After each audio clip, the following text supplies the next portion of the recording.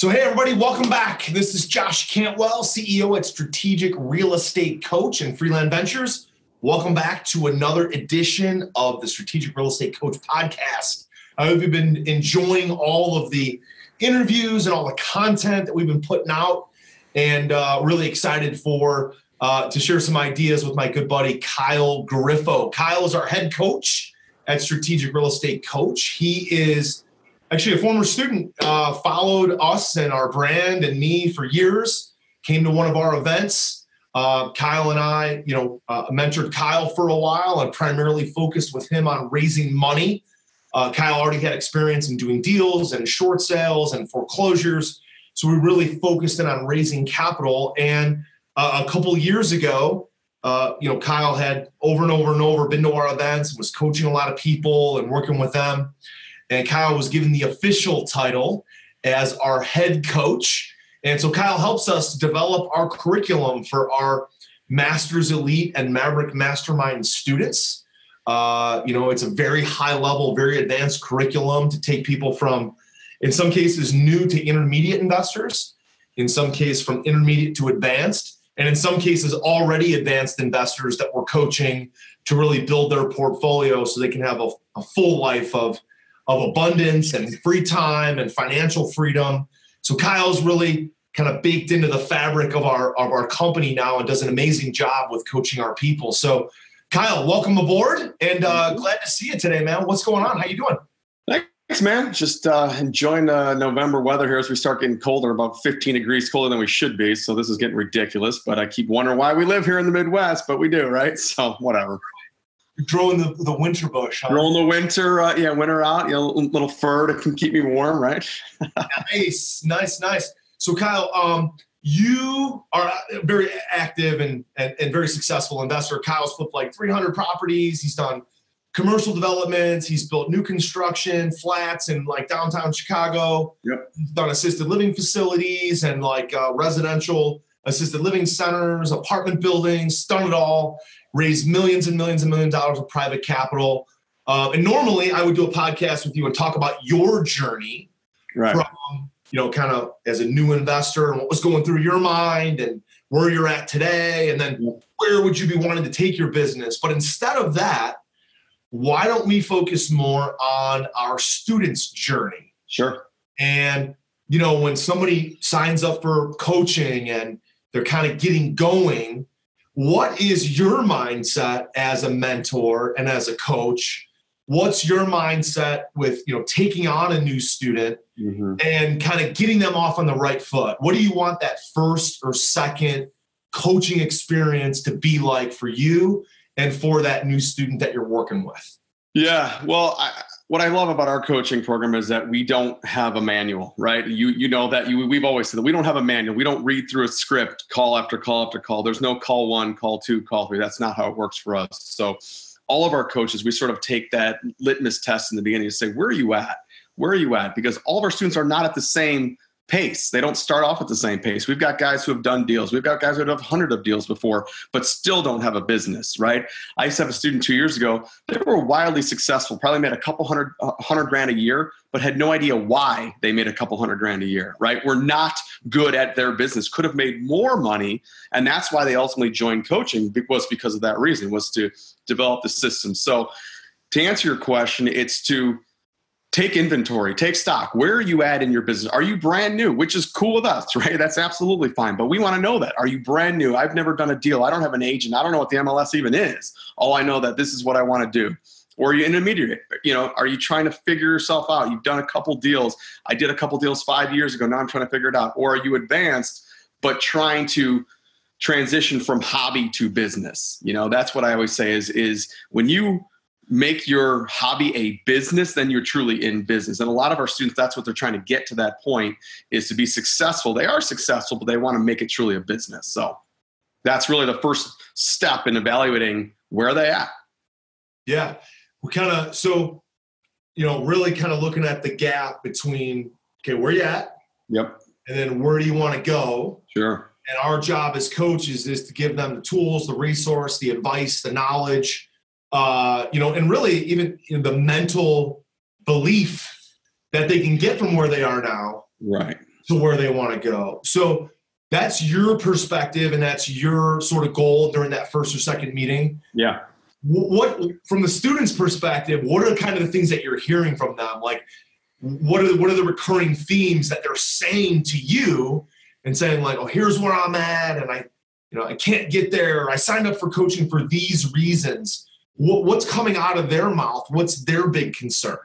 Yeah, I think they're obviously excited to get going. That's why they sign up for coaching. So they're kind of on that high, particularly after we do a live event. We all come back jacked up from those events, ready to go, ready to conquer the world, right? And then Monday hits you and you're like, holy crap, what am I doing? So we kind of want to take a step back and channel that excitement a little bit. Some of them have done other coaching programs in the past, which is fine. I mean, I think that we have, the best coaching program that's out there. I kind of want to figure out, what have people learned? Where are they at in terms of, their knowledge? If you're going to come at me and say, I already know what I'm doing, I'm pretty good, I just need, I needed the AI software is really why I signed up for coaching, then I have no interest in coaching with you at all. So you have to be open-minded. You have to be willing to just absorb, take notes, take criticism. I think for me personally, why my students are successful is because I just don't really put up with a whole lot of BS. I kind of learned that from you, that look, we do a call every 2 weeks, right? We got an hour every 2 weeks. If you don't come to the game doing what you need to do, that's on you. That's not on me, right? I live my life. I run my business. I have my family. You have yours. If you don't do what you need to do, that's going to be on you. So it's kind of setting that mentality, kind of the ground rules as well too. I always set ground rules with my students from when I start.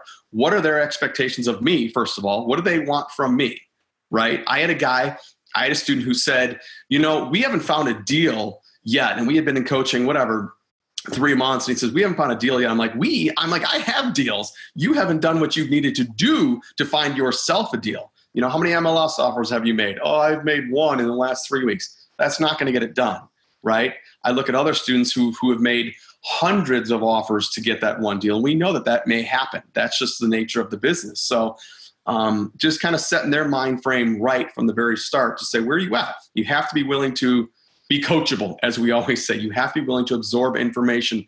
Wherever you are in the business, you still have to be willing to learn, as I am, as you are, to grow your business and expand. So, that's a lot to do with the mindset in the beginning. Yeah. Let's just talk about that a little bit more. I mean, some people come to us with baggage, meaning it could be a relationship baggage that they're breaking up in a marriage, or they've had, somebody pass away. We've dealt with that. We've dealt with people who've moved to a brand new location. And that's they've already kind of mentally convinced themselves, well, I'm in a brand new market. I don't know the market. Right. I'm not going to be successful here. And they've already sort of mind screwed themselves, if you will. Yeah. Like, I can't do this. And we've got to unwind that negative self-belief. Right. And you obviously, well, I know, but it's not obvious, but Tyler used to be actually a therapist. Yeah. You sit down and talk with people about these kind of things, not about real estate, but about other parts of their life. And so some of that negative self-belief we've got to deal with, right? And constantly encouraging people and keeping them motivated. So just talk to that for a minute, because I think we all, to some degree, have some mental baggage. Oh, we all have some mental baggage. And one of the questions that I have is your support system. This is usually on call number one, is what is your support system? They always say, what does that mean? Okay, are you married? Yeah. I always want to know, kids, spouse, what do you got? Who lives at home with you? How old are your kids? Are they in college? What are you paying for? What are your expenses? Are you in debt? I want to know all that stuff. What are your triggers? Because that all ties into your mentality, your mindset. If your spouse isn't supportive, I need to know that. That's a problem. Okay. That's going to be a problem. If you signed up and paid for coaching and your spouse is like, that's the worst idea I could have ever, seen you do, that's okay. It doesn't mean you're guaranteed failure. It just means that I need to take a different approach, knowing that you've got somebody at bed at night who's not on your side and is supportive. And that doesn't happen very often, but it does happen. Of course, it does happen. So we want to know, where are you coming from? If you think you're going to fail, you will fail. Of course you will. If you don't think you're going to be successful, then there's no point to even doing our calls anymore. Don't be in coaching. Get a refund back if you don't think that you're going to be successful, because you're going to have people that tell you, well, what a dumb decision. How much money did you spend on coaching? I can do this all on my own. then do it. Have at it. Many, many, many, real estate entrepreneurs have been successful with no coaching at all. They absolutely have. But why not take the path where somebody's laying it out for you versus you trying to discover something and make mistakes and all that? That's the path that I would rather take, which is one obviously that I obviously did. And that's what we're trying to teach our students is just get in the right mindset. Who is your support system? You're right. I've done many a therapy session on these calls for coaching calls, right? I have solved marital problems. I've got dads and sons on calls. I've got moms and daughters on calls. I've got people like, hey, why don't you bring them on our call next time? Business partners, if people have business partners, a lot of times it's like a marriage, right? They always don't get along. So if you have a business partner, why is your business partner not on these calls with us? And when they're not, that creates a big problem. And I'm dealing with that right now with a student where I've got one business partner who's always on, the other business partner who's not always on.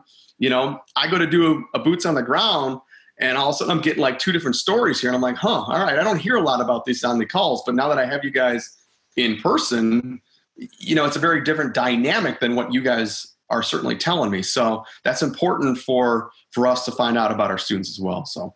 Yeah, Kyle mentioned boots on the ground, and just in case you're not aware of what that is, we actually, as part of our coaching program, with different levels of coaching. The one we're talking about now is called Masters Elite. We only offer it twice a year at our live events. Otherwise, we don't ever allow people to enroll in it. But as part of that package, our coaches actually fly out for 2-3 days into that student's market and work with that student side by side. Basically from 8 o'clock in the morning till about 8 at night. They go to lunch, breakfast, lunch, and dinner together.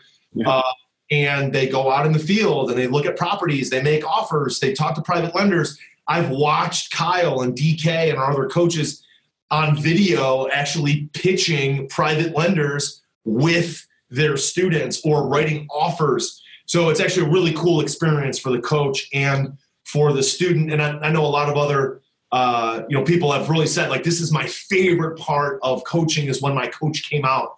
So kind of done a number of those. I know it's fun. Sometimes, you kind of uncover crazy things that you probably wouldn't uncover on the phone. Sure. But talk to us a second about that boots on the ground experience and how it really helps people kind of get off on the right foot and really set their momentum, their trajectory at a much faster rate. Yeah. So I was just talking to a student today. I'm going out to Vegas, actually just before the event. I'll be flying to Vegas, flying back, and then heading back out for the event in Vegas. So the biggest concern that students have before boots on the ground is, am I going to have enough to do with him? What am I going to do with this guy for 3 days, right? And I tell all my students, I don't have an agenda when I come out to do boots on the ground, all right? I know what I think I need you to do and see, but I want them to set the agenda. And their job before I come out there is to send me the agenda of what are we going to do. Now, it doesn't have to be laid out hour by hour, but are we going to talk about private money? Are we going to go see properties? Are we going to go see your projects that you have done? Are we going to go to like B&I groups, business development groups? I've done those before. So I really give them the initiative to say, this is your time, right? You have me for 3 days, or you have Chris or whoever for 3 days. What are you going to do? And they're always a little bit nervous that they're not going to be able to fill that time. And man, every single time I'm getting on the plane to go home, they're still texting me information or calling me, or what about this? What about that? What about that? I'm like, dude, I got to make a flight. You sleep over in my basement? Right. It's like, I got to make a flight, I love to stay and talk even more. But so that's really, it's just truly an immersion experience. And everything you've said, we've done, we've made so many offers, gone to auctions, talked to private lenders. I listen to people pitch private lenders and screw it up completely. And only once have I had to step in and say, you might not want to say that because that might not be legal to say something like that, but that did happen. But it's like, all right, but it's a great experience for them then to have us for 3 days and to go and see, I wouldn't buy this house, or I would buy this house, or I would buy this house, but I would do this to it, or I would never offer this for this house.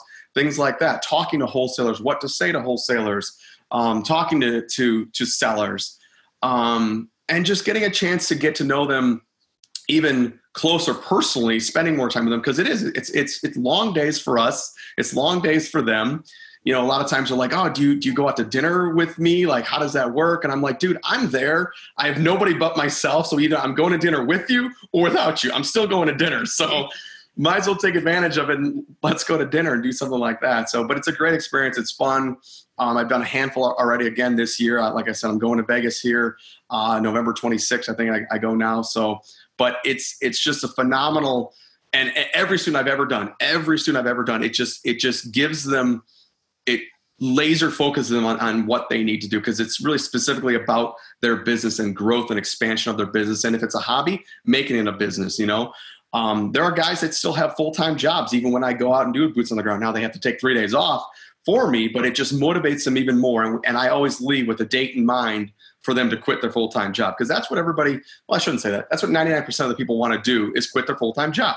We have a couple students that, as we know in our mastermind, who probably won't ever quit their full-time job just for whatever it is, for whatever they're doing. But 99% of people want to quit their job. So I don't leave there until we have a date, like, hey, whether it's 6 months, 3 months, a year from now, we're going to have that date set. And the boots on the ground is only going to help that. So fantastic. Another question, Kyle, just kind of, as we're just kind of, spitballing here back and forth. One of the questions that keeps jumping up in my mind is, there's a recurring theme of our coaching students that are really doing well.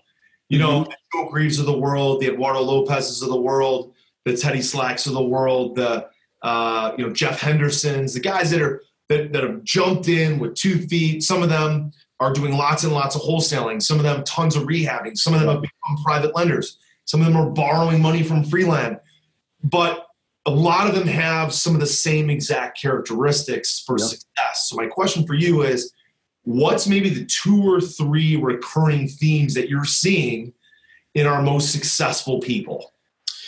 Yeah, super question. I guess the first thing that comes to mind is just take massive action. I know it's so cliche, but it's so true, right? Take massive action. Well, what does that mean exactly? For me, it's kind of like, analysis paralysis. So there's so many students that just will not get off the couch, will not fire the gun until it's perfectly aimed and the conditions are right and the wind conditions. You can't do that, right? It's fire first and then aim later. That's kind of what we want you to do. Screw up, make mistakes. The worst thing you can do, the biggest fear people have, I think, our students, is that an offer gets accepted, right? Not that it gets denied, that an offer gets accepted. That's the biggest fear that a lot of our students have, right? But that's okay. When you're working with us, for coaching, we're great. That's what we want to have happen and we'll talk you through something. And I have talked students out of many a deal to say, you don't want to do this deal, despite the fact that it got accepted. Cool, but let's not do this deal. I've had some students who went around me and did the deal anyway. And then we kind of know how that ends, but it is what it is. So, but take massive action. Don't be afraid to make mistakes. I think those are definitely 2 huge characteristics that all those guys and the women that you mentioned as well too, have all done over the years, that they're not afraid to challenge themselves. They're willing to be uncomfortable, right? Get comfortable with being uncomfortable. That's kind of what we always say as well too. Just put yourself out there. If you're happy with complacency, then maybe this isn't for you. We've got guys like Mike Neal, right, in Texas, who does 2 deals a year. And he just made that deal that was like $135,000 or whatever it is on the one deal that he does, and he has no desire to work any harder than that, right? The guy's just a phenomenal dude. Him and Ronnie live on the ranch in Texas. He does a couple deals a year. He's making a couple $100,000 a year just from minimal work. He's got his grandkids, he's got all that. And that's his business. That's what he wants to do. But what the guy does is that when he does do it, he takes action and he does it the right way, and he does according to what he's learned, and the guy makes a boatload of cash, so those are characteristics, certainly. Yeah. Yeah, for sure. I think the other one too, that it kind of, I guess, starts, top down. Coaches believe in it. You learned it early, Kyle, but we've all believed that funding equals freedom. Oh, yeah. A lot of properties. You can be transactional. You can make a great income wholesaling. We've got lots of students that wholesale tons of properties, make several $100,000 a year, that do really, really, really well. Mm-hmm. Most of us got into real estate for passive income. Most of us got into real estate for real wealth building, generational, pass it down to your kids type of investing. Right. And a lot of people start out wholesaling because they just don't have a lot of cash or don't have good credit, and they need to kind of make something out of nothing, which is great. Other of our students actually have resources, and they do a bunch of big profit rehab deals or apartment deals or rental deals, but then they might have like a little bit of a slow period where they're waiting for a rehab to sell or waiting for their next flip to close and get a big check. And then they wholesale in the interim. Yep. But the recurring theme is within our whole organization is funding equals freedom. And it's really about having lots of different sources of private money. And I definitely think our most successful students, they take that to heart. They take that coaching as if it's very legitimate, and they pursue it kind of on blind faith.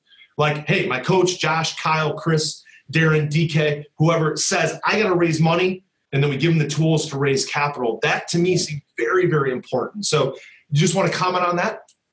Well, I think that raising money is integral to what we do. If we don't have money, we can't do deals regardless. So we have to, and I start talking about raising money from probably not day one, but probably day two on our calls. That now we're starting to talk about private money. And whether you use Freeland or you're using private money or some other hard money local to you, that's great. But ultimately it does come back to private money. That's what we want to have people do. It does equal freedom when you can close a deal and tell a seller, I can close in a week or I can close in a month, whenever you want. And you know that money's sitting there. That gives you a lot more freedom to do the things that you want to do in terms of making offers. People say, what if I get 2 offers accepted? Great. Then you've got 2 deals rather than 1, So all those guys, and I know like Joe, like you had mentioned him, he was on my call yesterday. I was doing the call yesterday talking about private money, and Joe chimed in on the notes or on the chat box. Like he had just raised like $750,000 in the last like 3 weeks. Tonight, he actually has a presentation that he's putting on for like 20 potential private lenders. He's doing it at like a restaurant, the whole shebang, kind of like what we talked before. Yeah, so he's got that tonight. So I'm very curious to know. But yeah, he's got 20 people. If 10 people come and invest $100,000, I mean, he's got $1 million there of private money for putting on an event that costs him, I think, like $1,000 or something like that, just in food and whatnot. So it's that sort of the skills that we teach there. It's the mindset to be able to do it. Obviously, he's got to be up there and be confident to speak about private money, right? I mean, he's talking to some high net worth individuals. If he doesn't come across as knowing A, what he's talking about, and B, having the confidence to do it, no one's going to invest with him, right? Because you and I both know people invest in people. People don't invest in deals. People invest in people. The deals are just sort of the vehicle that is used to invest in somebody, right? But so I'm super excited for him because I know it's going to be a great event for him. But yeah, it's all about having the money to do these deals. That's right. The thing that's interesting you just mentioned too is people investing in people. I mean, we've had some incredible guests on stage with us: Barbara Corcoran, Kevin O'Leary, Damon John, Jack Canfield, even Jack, who's most well known for being one of the authors of The Secret and the co-author of The Chicken Soup for the Soul. He essentially at this point, he's worth couple tens of millions, and he's investing in businesses. He invests his money in companies, and they all said, every single one of them to a T said, we invest in people. Like the idea's got to be good, but the entrepreneur, the operator that we're investing in has to be basically great. Yep. They have to believe in that person, believe in their vision. And so when somebody's new to real estate and also new to raising money, what are some of the advice that you give them to kind of posture up to maybe help them understand that the offer that they have, the interest that they can provide, maybe the upside they can provide on a rehab or an apartment deal, that they can posture up even without a lot of experience in order to start raising capital? Like Joe Greaves, you're talking about, he didn't raise a nickel of private money when he started with us.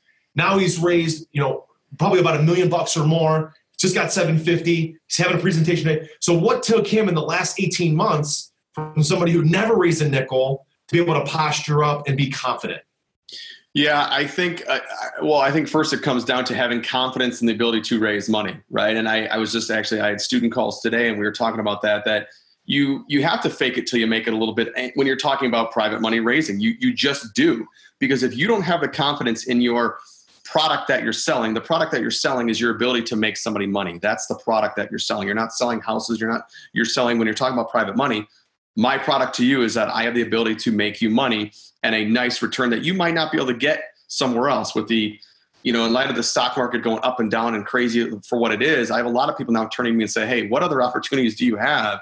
Because a double-digit fixed rate of return backed by real estate has become real attractive to a lot of people. So having that confidence in what you're selling to somebody, it's not really selling, it's giving them the opportunity.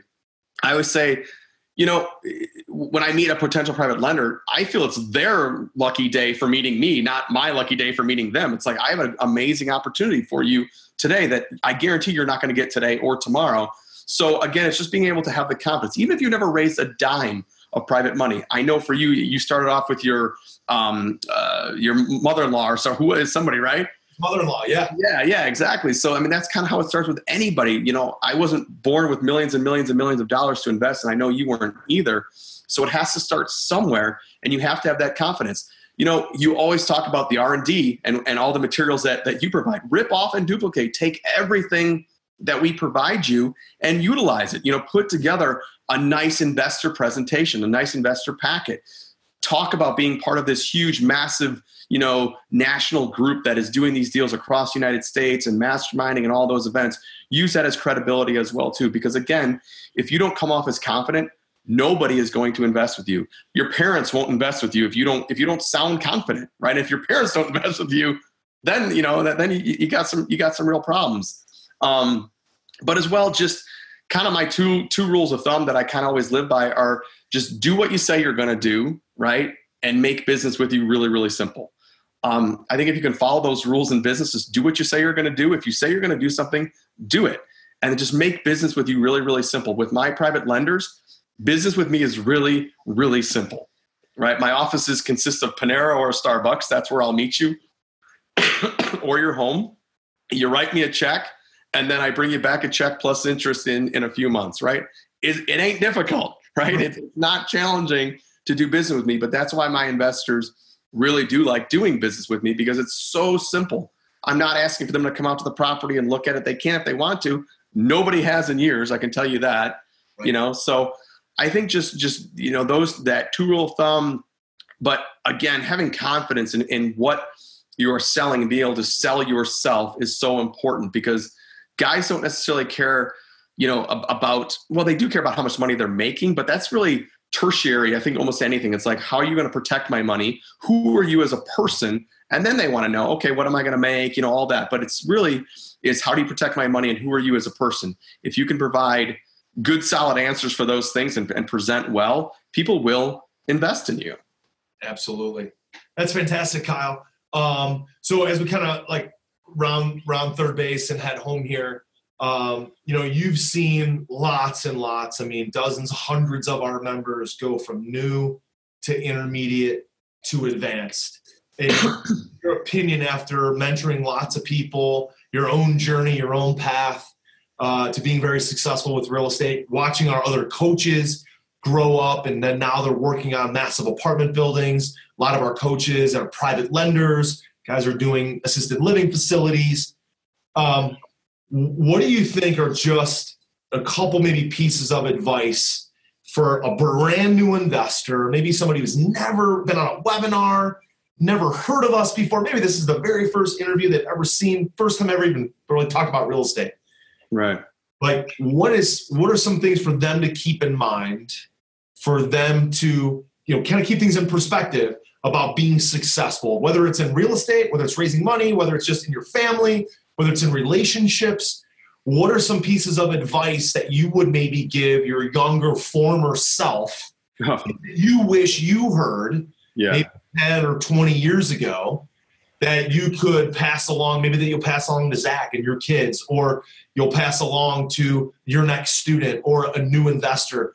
What are those couple of things that maybe you wish you did different, or advice that you'd kind of pay it forward? Yeah, no, you brought up my own son, who you saw obviously was in here before. Look, his goal is to be in the NFL, right? That's his number one goal. I'm not going to be the one to tell him that that's not going to happen, because I don't know if it's going to happen. Are the odds in his favor? Of course they're not in his favor. Of course not. But I'm not going to tell him that, oh, son, let's start thinking of a real job and maybe you want to be an engineer. I've never said anything. Right. I've never said anything to him about that. If that's his goal, what I focus on with him then is, what do you need then to achieve that goal? How hard are you working at getting towards that goal? Are you practicing on the off season? Are you doing what you need to do? Are you watching YouTube videos of great NFL running backs, whatever it is? Or are you playing that stupid Fortnite game? What are you doing during your time that's going to better yourself every single day? That if being an NFL player is what you want to do, then what are you doing to achieve that goal? So for me, it's no different for a new student to say, you got to get laser focused on what you want to do. You have to have goals in mind. You have to have goals written down in front of you and go back. And I know you do the same thing, Josh, to look at them and say, remind yourself of what are your goals. No matter what you've accomplished, there's always more to accomplish. There's always more out there that you can do. And you're never satisfied. If you are, I don't think anybody's ever satisfied in what they have. And I don't mean materialistic things. I just mean what they've achieved in their level of success, whatever success means to them, because success for me might not be the same thing for somebody else. So particularly when I'm talking to a new student, what are your goals? What do you want to do? And if the answer is, I just want to make a lot of money. That's not a goal. That's not a goal. That's not, here's $5, get out of here. That's not quantifiable. I can't quantify that. I can't break that down into pieces. So if somebody says, I want to make a lot of money, okay, well, let's break down. How much money do you want to make in the next 6 months? How much money you want to make in the next year? How much money you want to make in the next 5 years? And then we kind of reverse engineer that all the way down to how many offers we have to make in a week then in order to achieve that goal. So, talking to my former self many years ago, 20 years ago, I wish I would have started this business, when I was 25 years old. My kids are already talking about, our assisted living, that I'm really big on the assisted living now. My daughter, who's 15 or turning 15, she's like, I want to inherit that company. It's like, I'm sure you do. Believe me, when this thing's up and running, I'm sure you do. That's not a goal. Right. That's not a goal. Inherit dad's business. Right. But right now that's what she kind of sees. It's like, and I want my kids. Yeah. I want my kids. And I told my kids, look, you can do whatever you want in life. Whatever you want to do, I'm going to support you. But what I ultimately want you to do is something that's going to support yourself as well, too. I really don't want people working a 9-to-5 gig, working for the man, because you're always making somebody else rich, right? That's just how it works. If you work a 9-to-5 job, typically you're always making somebody else money and you're trading time for dollars. And what I've learned in this business is that I don't want to trade time for dollars. I have all the freedom in the world that I want to do. I go to all my kids' sporting activities, no matter when they are, because I can. So man, just commit to doing. How many people, Josh, do you have people say, I wish I could do what you did, right? You're like those guys on HGTV. I hear that all the freaking time. Not quite the way it is on HGTV, but my answer always is, well, why can't you do what I do? Right? I mean, I'm no different than anybody else. And that's what I'm telling my son who wants to be in the NFL. Why can't he be in the NFL? Right? I'm not going to be the one who tells him no. And until he tells himself, no, this isn't happening, then there is a possibility. But once he tells himself it's not happening, he stops working hard and stops doing the things that he needs to do, then he won't ever achieve those goals. So, for me, that's just really what it is. It's about belief. And it's about taking action. And it's kind of everything that we've said before that I wish I would have done at a much younger, 20, 25 years old. Not that I didn't enjoy my time as a clinical therapist, but it was very difficult work, both physically and mentally. And the pay sucked. Let's be honest with it. I mean, it just did. It just did. And I'm a lot happier where I'm at now. Not to say that this isn't still a stressful business, because it is a stressful business still. But the pay is a little bit better. I will say that. But the freedom that it's given me, which is ultimately why I left my job as a therapist, not necessarily because of the money, but because I was working, noon to 9 some days, and I was seeing my kids when they were going to bed, and they were much younger, but I didn't want to do that. That's ultimately why I left my job, not because of the money, because of the freedom I didn't have. I had freedom in the mornings from 8 a.m. to noon. Nobody's around. What am I going to do? My kids are in school. So if you have a passion and you can make money doing your passion, regardless if it's real estate or not, and you can make money doing it and support yourself, then by all means, go ahead and do it. Don't let somebody else tell you that, oh, that's dumb, or you can't make any money, or whatever it may be. If you can provide value to somebody doing something, which is why I love being a therapist, but even the assisted living that I'm into now, I mean, I know that we're providing a huge need as well, but making money isn't a bad thing as well too. Don't let people tell you that, oh, you're helping people and you make money, which is why a lot of real estate entrepreneurs, investors get a bad rap because they think that we're taking advantage of people, which is not the case by any means, So that's in a nutshell kind of what I would tell, I think my former self is, or 20 years ago, things I should be doing. So. Sure. Yeah. Awesome advice, Kyle. Thanks so much, man. So as we wrap up, a couple things, just want to give all of our listeners some tools and resources. So Kyle and I I started a private equity fund a couple of years ago. Kyle's actually has his own fund. He's a co-manager of a fund with us, and we provide funding for real estate deals. We provide funding for rehabs, rentals, and even apartments, both debt for apartments and even equity for apartments. And so if you need funding for your deals, you can check us out at freelandlending.com. Go to that website. You can see some of our different loan programs.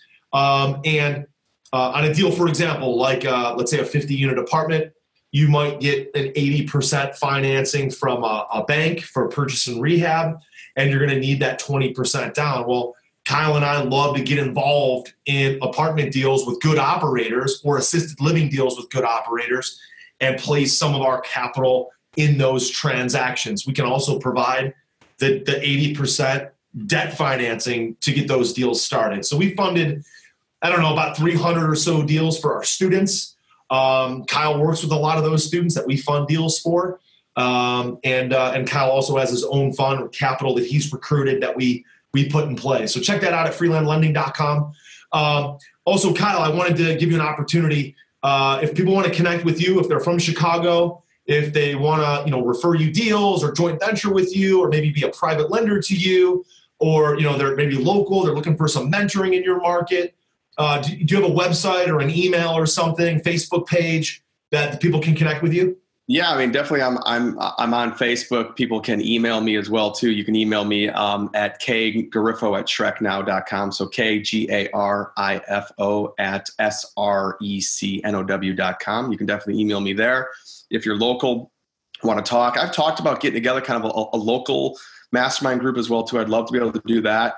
I don't know too many investors out here, which is, I think, a good thing for me. It kind of keeps people out of the market as well too. But I'd love to kind of start a local group as well too, and get people together, masterminding, talking.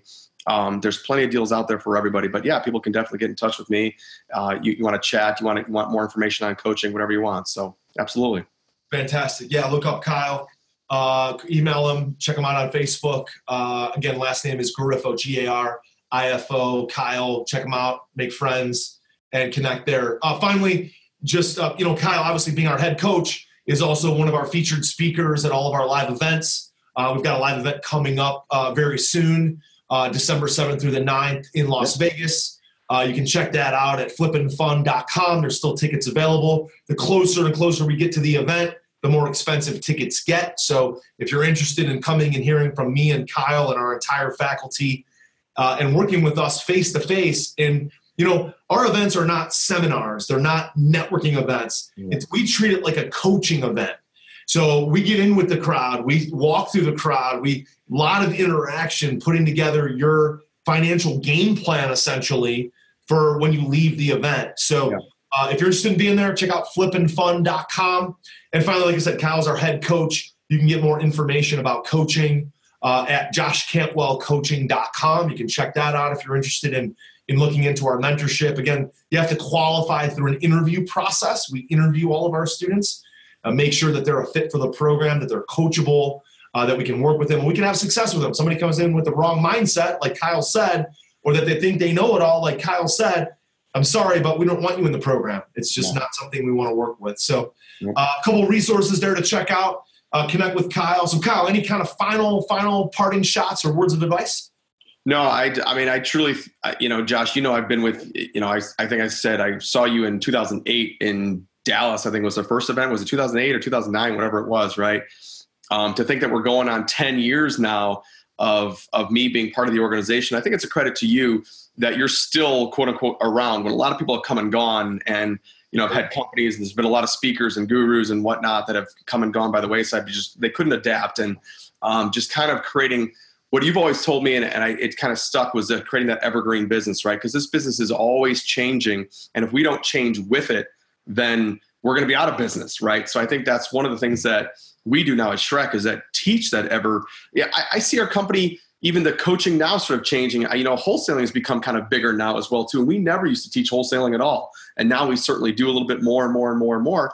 The market's getting tired. Interest rates are going up a little bit. Buyers aren't as plentiful as they used to be. Not to say that we can't still do, fix and flip deals, but there are definitely a lot of other strategies that we're definitely teaching now, which I think is awesome. So. Awesome, Kyle. Great stuff. Guys, reach out to Kyle, say hello. If you have any questions, let us know. Check out those resources we mentioned. And if you enjoyed the interview, leave us a rating. If you thought the interview was great, give us a 5-star rating. If you thought we were awful, give us a 5-star rating. And leave any kind of comments. This will be available on iTunes and YouTube, Facebook, I'm sure, all those different kind of social platforms. Leave us the comments and questions beneath the video. And my team will be monitoring that. If there's a question for Kyle, we'll feed it out to him. He'll get back to us.